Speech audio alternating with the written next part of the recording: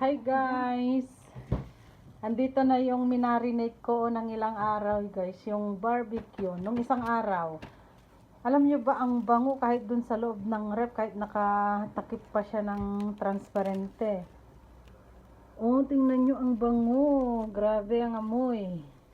Ngayon tutusukin ko na para bukas ihawin ko na lang after lunch.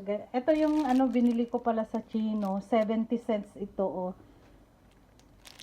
Pangtusok, pincho de bambo sabi. Ayan guys, tusukin ko na yung barbecue para bukas hindi ko na kailangan anuhin pa. Ihaw na lang. Ayan. Hello guys, ito na oh yung bamboo na ko, pantusok. Barbecue stick. Ito na yung barbecue stick ko. Oh. Pag sa Pinas kawayan lang sapat na, pero ito oh.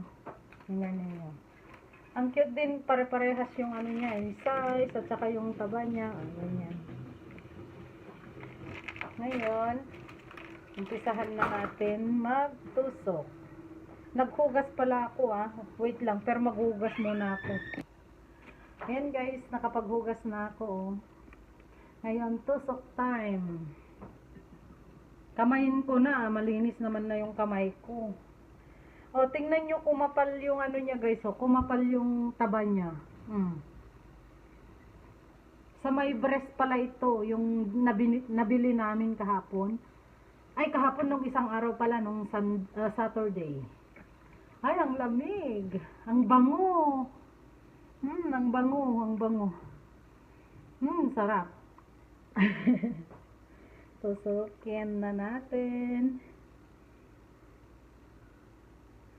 Barbecue. Kahit tatlo lang kami, syempre, magluto pa rin kami.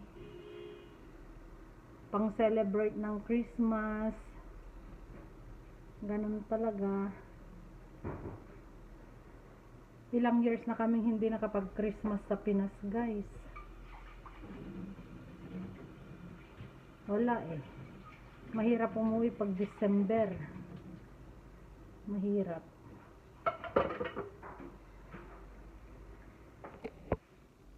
Ayan guys, oh, 1 down. 3 piraso pa lang ilalagay ko sa isang steak. Ayan. 3 piraso. Marami-rami na rin to guys, kasi 3 lang naman kami, di ba?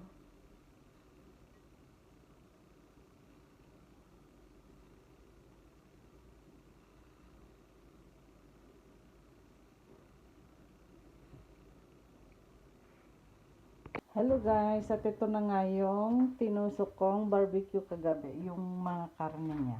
Pakita ko lang sa inyo. Ayan siya oh, ang bango talaga. Nilagay ko dito sa ref. Ando naman yung mga sauce niya oh. Ayan. Ihawin ko to mamaya guys. Thanks for watching everyone. Merry Christmas.